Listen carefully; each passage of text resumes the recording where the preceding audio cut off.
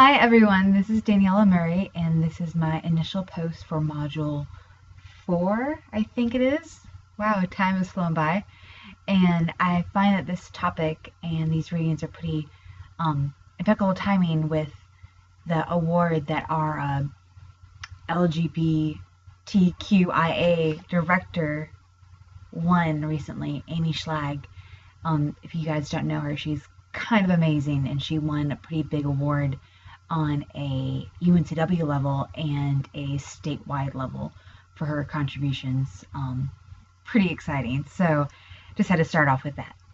I enjoyed the readings particularly because it's becoming more and more clear of how they connect to the chapters before, like still referring back to the model of multiple dimensions of identity, the MMDI acronym that we see all the time.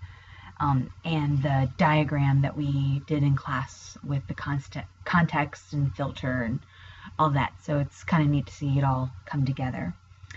I haven't got to meet with my students recently. I unfortunately missed a Wednesday, and then one Wednesday both my athletes weren't able to make it, and then this past week I think was canceled. So I haven't really got to speak with them in a while. I feel kind of, have to connect with them a little bit next week, but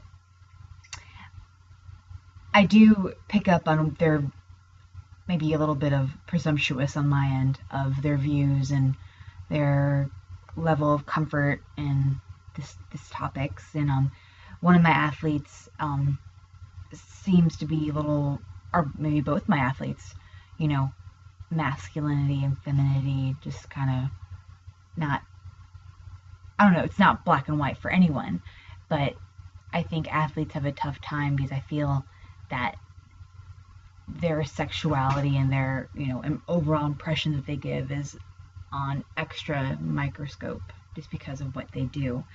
I'm sorry, I dropped my notebook. I like the readings a lot.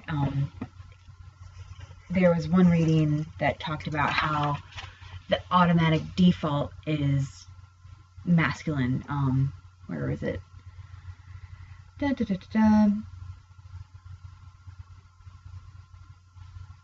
People are assumed male or masculine until proved feminine, which I just think of the court system. I think, innocent until proven guilty. Just kind of weird how that assumption is made, and in a way I could totally see that.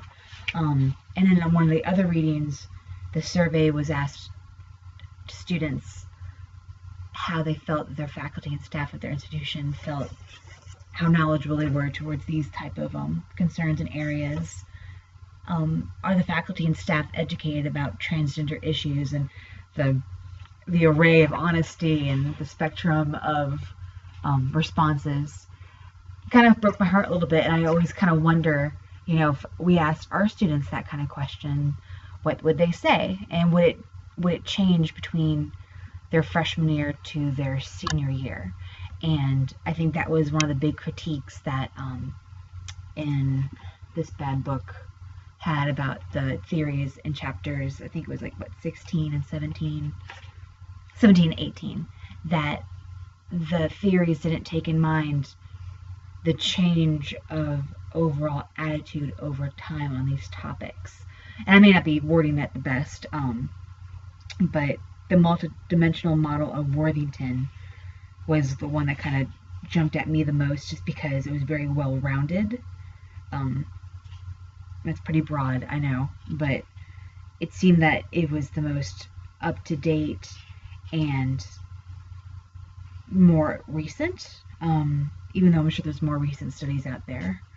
Yeah, I think that's all I have, but you know me, I could go on forever if you let me. So excited to hear what everyone else has to say.